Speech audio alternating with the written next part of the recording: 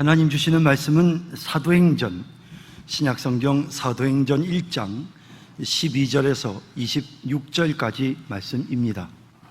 사도행전 1장 12절에서 26절까지 말씀, 이제 제가 하나님의 말씀을 봉독하겠습니다.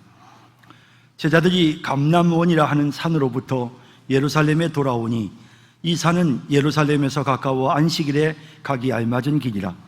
들어가 그들이 유하는 다락방으로 올라가니 베드로, 요한, 야고보, 안드레와 빌립, 도마와 바돌로메, 마테와 및 알페오의 아들 야고보, 셀로딘, 시몬, 야고보의 아들 유다가 다 거기 있어 여자들과 예수의 어머니 마리아와 예수의 아우들과 더불어 마음을 같이하여 오로지 기도에 힘쓰더라.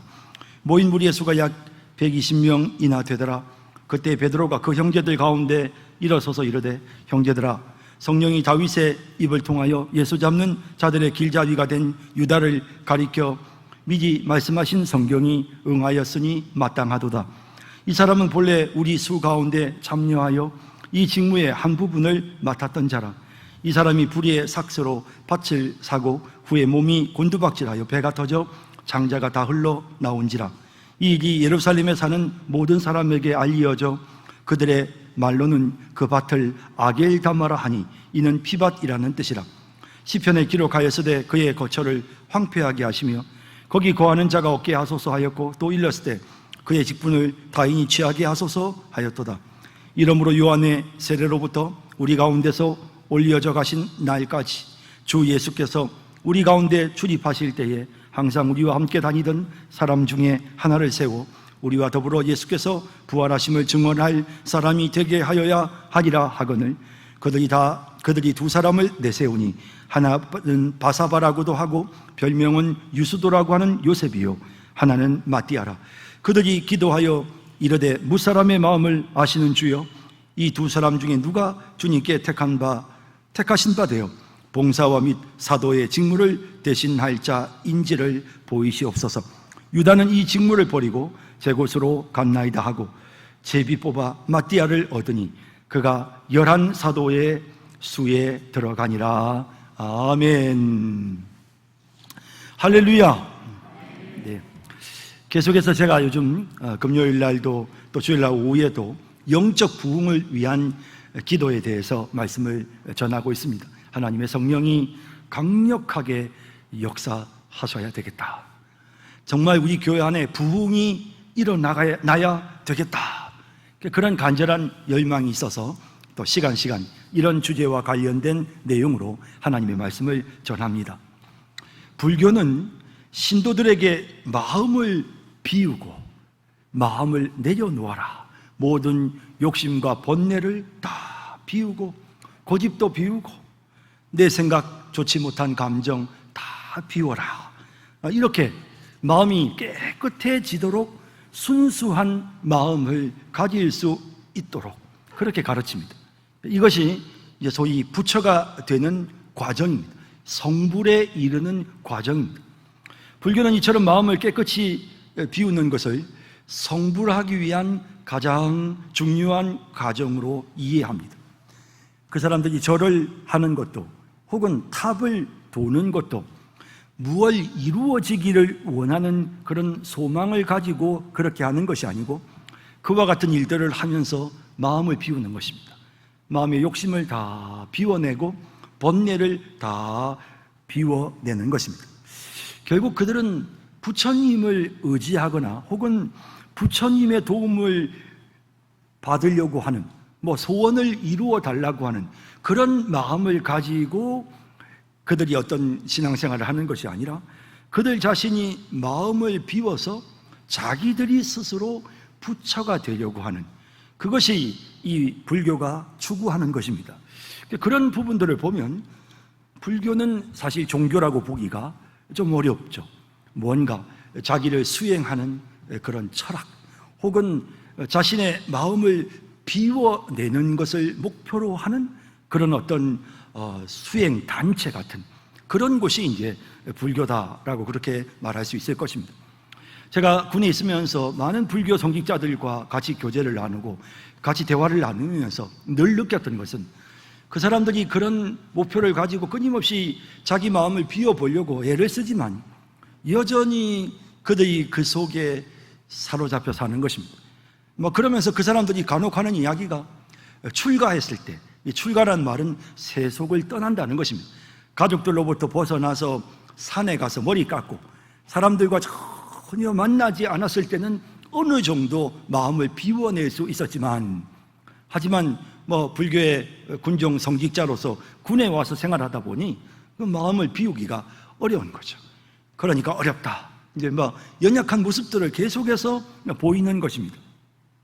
여러분, 사람이 자신의 마음을 비운다는 건 참 힘들고 어려운 일입니다.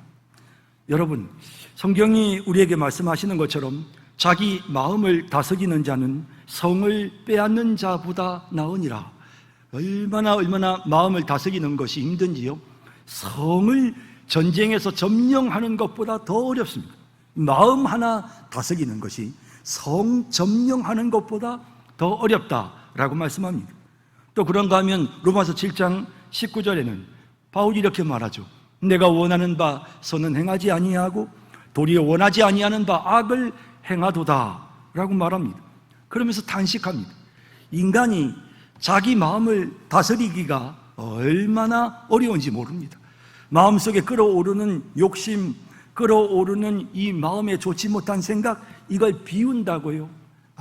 정말 어렵습니다. 불교가 노력하는 것은 참 가상합니다. 저는 불교가 참 좋은 종교라고 생각합니다. 항상 느끼는 거지만 그 사람들을 욕하고 비난하기보다는 나름대로 정말 그 사람들이 이 욕심에서부터 벗어나고 번뇌로부터 갈등에서부터 벗어나서 깨끗한 마음을 가지려고 정말 많이 노력하거든요. 그런 면에서는 정말 훌륭하다. 저는 그 사람들이 추구하는 것이 참 아름답다라는 생각을 합니다. 하지만 여러분, 그 마음이 비워지나요? 비워지지 않죠. 아무리 노력해도 마음속에 있는 그 모든 갈등과 마음의 고민과 염려와 근심과 이 번뇌가 마음에서부터 사라지지 않습니다. 사라지지 않아요. 여러분, 그런데 불교와 기독교가 다른 것이 있죠. 기독교는 우리에게 마음을 비워라 라고 말하지 않으세요. 대신에 우리에게 뭐라고 말씀하시냐면 마음에 채우라고 하십니다. 무엇요? 하나님의 성령으로 충만하라 라고 말씀하십니다. 여러분, 컵 안에 있는 공기를 빼내는 것은 불가능합니다. 공기 속에 있을 때 컵을 가지고 그 안에 공기가 있는 걸 뽑아낸들 또 다른 공기가 들어가니까 불가능하겠죠. 하지만 그 컵에 물을 부으면 자동적으로 공기는 그 컵 안에 머물러 있을 수 없습니다. 그런 것처럼 성경이 우리에게 말씀하시는 것은 마음을 비워라가 아니라 성령의 충만함을 받아라.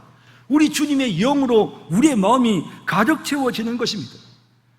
그럴 때에 우리의 모습 속에 기쁨이 나타나고, 그럴 때 능력이 나타나고, 성령이 누굽니까? 예수님의 영입니다. 그러므로 그 영이 우리를 사로잡으면 우리 안에 예수님의 인격이 나타나고 예수님의 능력이 나타납니다. 우리의 모습 속에서 예수님이 나타나게 되는 것입니다. 그래서 에베소 5장 18절에 술 취하지 말라, 이는 방탕한 것이니 오직 성령으로 충만함을 받으라 라고 말씀하고 있습니다. 사람이 술에 취하면 술 기운이 그 사람을 지배합니다. 귀신이 어떤 사람을 지배하면 그 마음에 귀신이 씌어서 그 사람에게 귀신이 내리면 그러면 그 사람은 귀신의 행동을 합니다. 성령이 우리에게 임하면 성령 예수님의 영입니다. 예수 그리스도의 인격과 성품이 자연스럽게 우리의 삶 속에 나타납니다. 성령의 9가지 열매 우리에게 나타납니다. 사랑과 희락과 화평과 온유와 오래 참음과 자비와 양선과 충성, 이와 같은 그와 같은 아름다운 모습들이 우리의 삶 속에 자연스럽게 나타나게 되는 것이죠. 그래서 성경은 우리에게 채우라고 말씀하십니다. 성령의 충만을 받으라 라고 말씀하고 계시는 것입니다. 여러분, 우리는 성령의 충만을 받아야 합니다. 사실 예수님의 제자들이 얼마나 많이 연약했습니까? 3년 동안이나 예수님을 따라다녔지만 예수님이 십자가에 못 박히실 때 다 뿔뿔이 도망치고 말았습니다. 그런데 성령이 임하셨을 때 그들은 증인이 되었습니다. 성령이 임하셨을 때 그들은 마음이 강하고 담대하여졌습니다. 능력 있는 하나님의 사도가 되었습니다. 완전히 새로워졌습니다. 성령이 우리에게도 임해야 하는 것입니다.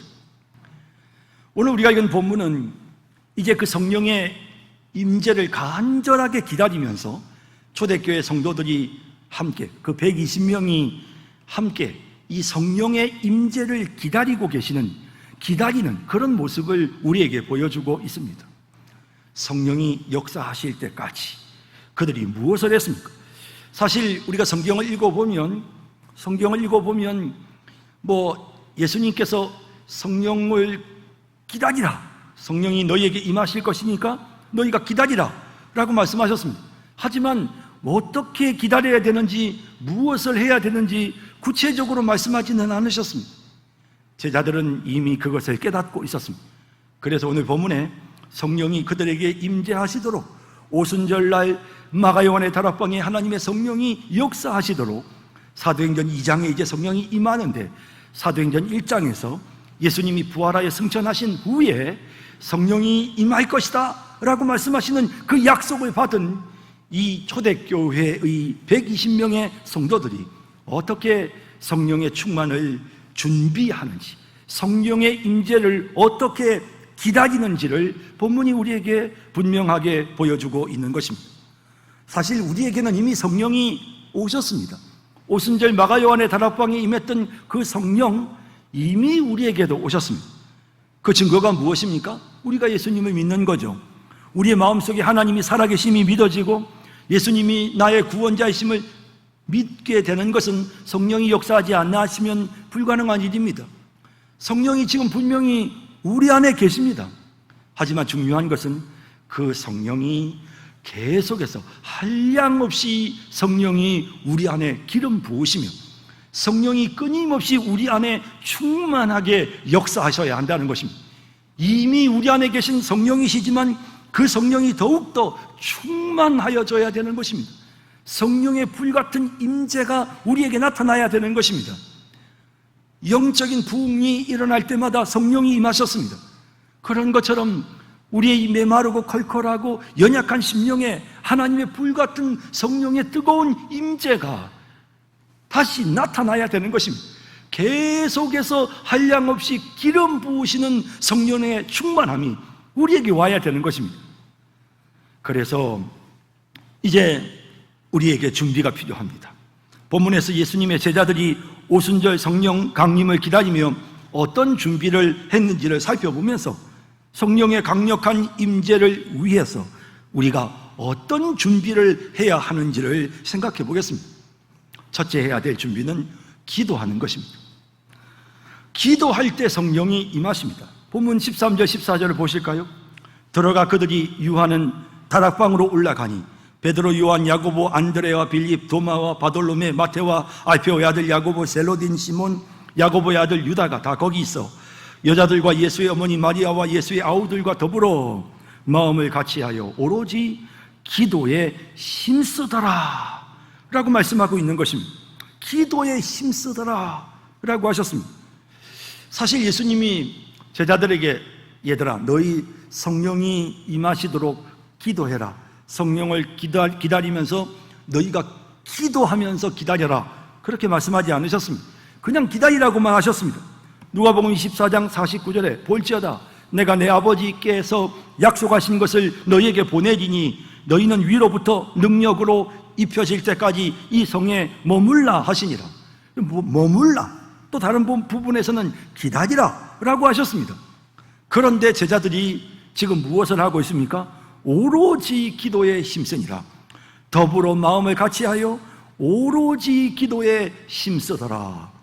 그들은 성령께서 그들에게 임재하시도록 그들이 무엇을 준비해야 되는지를 알고 있었습니다. 그래서 그들이 지금 모여서 뜨겁게 기도하고 있는 것입니다. 우리가 성경을 보면 항상 강력한 성령의 임재는 기도와 관련되어져 있습니다. 누가복음 11장 13절에 너희가 악할지라도 자식에게 좋은 것을 줄 줄 알거든 하물며 너희 아버지께서, 구한 하늘 아버지께서 구하는 자에게 성령을 주시지 않겠느냐라고 말씀하셨습니다. 구하는 자에게 기도할 때 하나님의 성령이 임하신답니다. 사도행전 4장 31절에도 빌기를 다음에 모인 곳이 진동하더니 무리가 다 성령이 충만하여 담대히 하나님의 말씀을 전하니라. 빌기를 다했을 때, 함께 모여 기도했을 때 그 성령의 충만한 역사가 나타났던 것입니다. 하나님이 우리에게 성령 주신다고 약속하셨습니다. 하지만 우리는 그 약속을 믿고 그냥 가만히 기다리고만 있어서는 안 됩니다. 하나님 앞에 그 약속에 의지하여 그 기도대로, 그 약속대로 되도록 하나님 앞에 기도해야 되는 것이죠. 에스겔서 36장 27절에 주 여호와께서 이같이 말씀하셨느니라. 그래도 이스라엘 족속이 이같이 자기들에게 이루어 주기를 내게 구하여야 할지라. 하나님이 주신다고 우리가 그냥 가만히 있는 것이 아니고 내게 이루어 주기를 구하여야 할지라. 우리가 하나님 앞에 기도해야 되는 것입니다. 간구해야 되는 것입니다. 야고보 4장 2절은 말합니다. 너희가 얻지 못하면 구하지 아니하기 때문이라고 말씀합니다. 기도하면 하나님이 역사하십니다. 강력한 성령의 역사가 우리에게 나타나도록 우리가 해야 될 일은 기도하는 일입니다. 우리가 성령의 충만한 은혜를 받고 우리에게 부흥이 일어나야 되며 우리의 삶의 변화가 나타나야 합니다. 그러기 위해서 우리에게 필요한 것은 기도하는 일인 것입니다. 이번에 우리 중고등부 학생들이 수련회를 지난 주간 잘 마쳤습니다. 그리고 또 우리 초등부, 영아부, 유치부 다 여름 성경학교가 다 끝이 났습니다. 지난주에 끝이 나고 중고등부는 이번 주간에 어제까지 다 끝이 났습니다. 그런데 저는 마음속에 정말 이번에 성경학교가, 이번에 수련회가 정말 은혜롭고 귀하고 하나님이 역사하시는 풍성한 시간이 될 것이다 라고 마음에 분명한 확신이 있었습니다. 제가 이런 확신을 가지는 이유는 간단합니다. 기도했기 때문에. 교회가 금요일날 밤에 함께 모여서 교사들이 또 우리 부모들이 한 마음이 되어서 하나님 우리 아이들에게 은혜를 베풀어 주십시오, 하나님의 성령이 역사하셔야 되겠습니다 라고 그렇게 간절하게 하나님 앞에 기도했기 때문에 기도한 대로 하나님이 역사해 주시는 것입니다. 목회를 하다 보면 경험이 쌓입니다. 그 경험이 뭐냐면 기도하면 열매가 있고 기도하지 않으면 열매가 없다는 것입니다. 아무리 돈이 많이 들어도 기도가 없으면 열매가 없습니다. 끝나고 나서 짜증나고 끝나고 나서 갈등 생기고 끝나고 나면 후회가 밀려옵니다. 왜? 기도하지 않았기 때문에. 하지만 함께 모여서 충분하게 기도하고 이 일이 이루어지면 끝나고 난 다음에 은혜가 있습니다. 기쁨이 있습니다.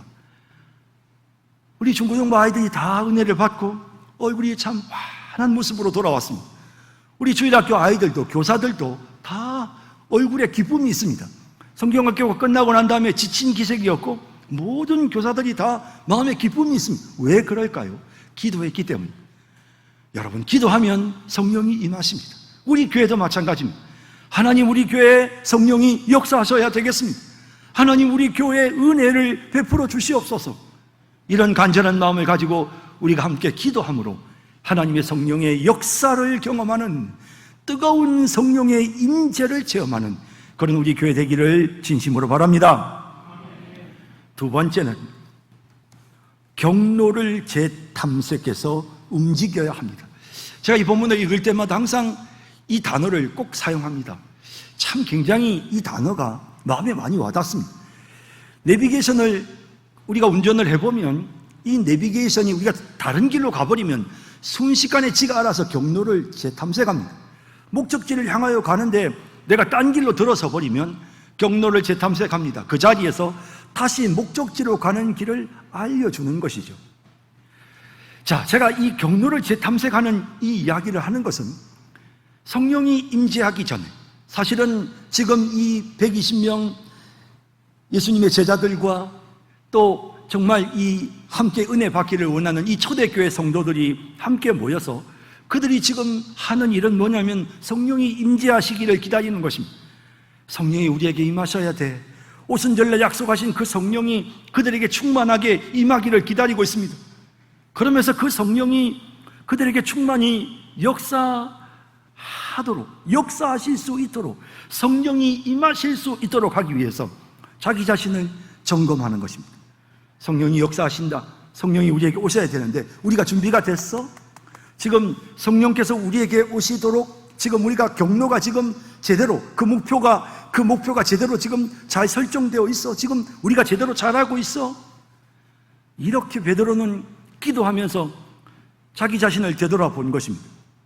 이렇게 되돌아보는 가운데 성령이 오시기 전에 우리가 뭔가 준비가 되어야 되는데, 성령이 우리 속에 충만하게 역사하실 수 있도록 우리가 성령 받을 준비가 되어야 되는데 우리가 지금 제대로 되어 있나? 이런 사실들을 생각하는 동안 갑자기 베드로의 마음속에 깨달음이 왔어요. 그게 뭐냐면 12이라는 숫자였습니다. 예수님께서 분명히 12를 말씀하셨는데 지금 11가 됐어요. 가룟 유다가 예수님을 배신하고 결국 스스로 목숨을 끊었어요. 그러니 지금 11명입니다. 아무것도 아닌 문제 갖고 지금 당장 성령 임하시는데 그게 뭐 그리 대단한 문제인가 싶은데 그 자리에서 그 기도를 멈추고 베드로는 지금 이 숫자를 채워야 된다고 말합니다. 그러면서 그는 정확한 좌표를 보여주는 성경 말씀을 인용합니다. 예수님이 이렇게 말씀하셨다는 거예요. 마태복음 19장 28절에 예수께서 이르시되 내가 진실로 너희에게 이르노니 세상이 새롭게 되어 인자가 자기 영광의 보좌에 앉을 때에 나를 따르는 너희도 12보좌에 앉아 이스라엘 12지파를 심판하리라. 불현듯 주님의 말씀이 생각났습니다. 12보좌인데 12제자인데 12지파를 심판해야 되는데 우리의 숫자가 11명이네. 하나님의 성령이 임하시기 전에 자신의 조직을 살펴보고 있습니다. 현재 자신들의 모습을 지금 살펴보고 있습니다. 성령이 충분히 역사하실 수 있도록 준비가 되어져 있는지 지금 점검하고 있습니다. 경로를 재탐색해보니 철커덕 한 개가 걸립니다. 11명이네. 그래서 그는 그 자리에서 함께 의논해서 이제 가룟 유다 대신해서 마띠아를 예수님의 12제자 중에 한 사람으로 세우게 되는 것입니다. 그 과정에서 베드로가 좌표를 수정하고 바른 방향으로 나아가는데 그는 계속해서 성경을 인용하고 있습니다. 20절에 보면 베드로가 이렇게 말합니다. 시편에 기록하였으되 그의 거처를 황폐하게 하시며 거기 거하는 자가 없게 하소서 하였고 또 일렀으되 그의 직분을 타인이 취하게 하소서 하였더라. 그러면서 이제 이 말씀을 우리가 구체적으로 적용해야 되겠는데 어떻게 해야 될까? 지혜를 모읍니다. 21절 22절에 이러므로 요한의 세례로부터 우리 가운데 올려져 가신 날까지 주 예수께서 우리 가운데 출입하실 때에 항상 우리와 함께 다니던 사람 중에 하나를 세워 우리와 더불어 예수께서 부활하심을 증언할 사람이 되게 하여야 하리라. 이렇게 해서 한 사람을 부족한 숫자를 채우게 되는 것입니다. 성경 말씀이 정확하게 어떻게 해야 되는지, 성경 말씀이 구체적으로 어떻게 방향을 틀어야 되는지, 무엇을 지금 수정해야 되는지, 지금 이 상태에서 그냥 가만히 머물러 있는 것이 아니고 목표 지점을 향해 나아가기 위해서는 지금 여기 이 상황에서 우회전을 해야 되는지 좌회전을 해야 되는지 정확하게 경로를 재탐색한 것입니다. 성경 말씀을 가지고 무엇을 수정해야 되는지를 깨달았습니다. 하나를 더 세워야 돼. 이건 굉장히 중요한 문제야. 그래서 한 사람을 채우게 되었던 것입니다. 여러분, 초대교회 성도들이 우리에게 성령의 임재를 기다리는 방법, 성령이 역사하시도록 무엇을 준비해야 하는지에 대해서 아주 중요한 교훈을 우리에게 주고 있는 것입니다. 하나님의 성령께서 우리에게 역사하시기를 원한다면 주님, 우리에게 불로 임하소서. 성령이여 우리에게 임하소서. 성령 하나님 우리에게 역사하셔서 우리를 새롭게 하여 주옵소서.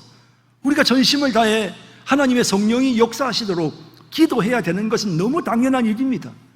그렇게 기도하면서 과연 내가 지금 하나님의 성령을 받을 준비가 되어 있는가? 내가 지금 하나님의 성령이 나에게 바로 오실 수 있도록 내가 성령을 뜨겁게 만날 수 있는 경로로 지금 내가 바로 가고 있는가? 경로를 재탐색하면서 우리 자신을 점검해야 되는 것입니다. 성경 말씀을 가지고 우리 자신을 살펴봐야 하는 것입니다. 혹시 내가 지금 제대로 가정생활을 하고 있는가? 내가 지금 제대로 경건생활을 하고 있는가? 내가 혹시 지금 범죄하고 있는 것은 없는가? 우리가 우리 자신을 살펴봐야 하는 것입니다. 에이, 모르겠다. 그게 중요해. 주여, 덮어놓고 성령 충만, 성령의 불을 주시옵소서. 나중에 경로를 재탐색하면 되고, 일단은 무조건 불을 주쳐 주시옵소서 기도만 하면 돼. 그런 생각을 할 수도 있습니다. 하지만 지금 이 순간에 경로를 재탐색해야 합니다.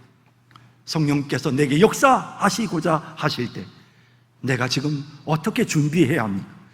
내가 성령님을 만나려면 지금 내가 고쳐야 될 것이 무엇입니까? 내가 지금 바르게 가고 있습니까? 내가 지금 수정해야 될 것이 무엇입니까? 나에게 있어서 12이 되어야 되는데 11로 채워지지 않은 그 부족한 부분은 무엇입니까? 제가 성경을 더 읽어야 합니까? 제가 더 기도해야 합니까? 제가 더 겸손해져야 됩니까? 제가 더 가정에 충실해야 됩니까? 제가 좀 더 부지런해져야 됩니까? 뭡니까, 주님? 준비시켜 주십시오. 성령의 역사를 사모합니다. 제가 뭘 준비해야 됩니까? 주님, 깨닫게 해 주십시오. 우리에게 이와 같은 간절함이 있어야 하는 것입니다. 베드로에게 하나님께서 지혜를 주셨습니다. 베드로는 하나님의 성령의 임재를 기다리면서 기도하는 중에 무언가 수정해야 될 것, 고쳐야 될 것, 준비해야 될 것이 있다는 것을 깨닫습니다. 성령이 역사하실 수 있도록, 성령이 마음껏 역사하실 수 있도록 그에게 무언가 해결해야 될 것이 있음을 깨닫습니다. 여러분들에게 하나님의 성령이 임하시려고 할 때 여러분들이 해결해야 될 것은 무엇입니까? 지금 여러분들에게 해결되지 않은 문제는 무엇입니까? 여러분들에게 아직 채워지지 않은 그 부족한 부분은 무엇입니까? 달라져야 될 부분이 무엇입니까? 오 성령님, 우리에게 임하소서. 성령님, 내게 오소서. 오소서. 우리가 그와 같이 기도하면서 성령의 임재를 가로막고 있는 나의 이 부족한 부분이 무엇인지를 우리가 살펴야 되는 것입니다. 그렇게 살펴서 연약한 부분들을 해결하고 정말 우리 성산교회 불같은 하나님의 성령이 역사하셔서 우리의 이전의 모든 연약함을 벗어버리고 진짜 예수님의 제자들이 새 사람으로 바뀌듯이 그렇게 우리도 새롭게 변화되는 은혜로운 역사가 일어나기를 주님의 이름으로 축원합니다.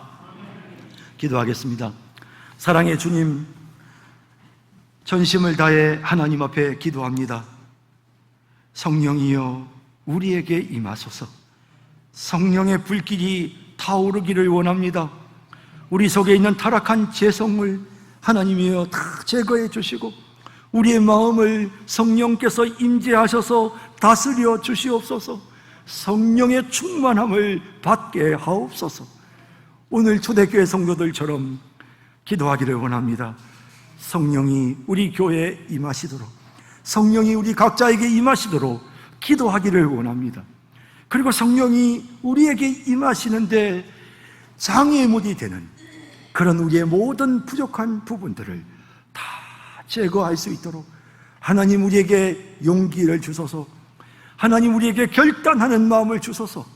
경로를 재탐색해서 우리의 방향을 바르게 설정하게 하여 주옵소서. 오소서 진리의 성령님, 우리에게 임하소서. 불같은 성령의 역사가 우리 교회에 나타나게 하옵소서. 예수님의 이름으로 기도드립니다. 아멘.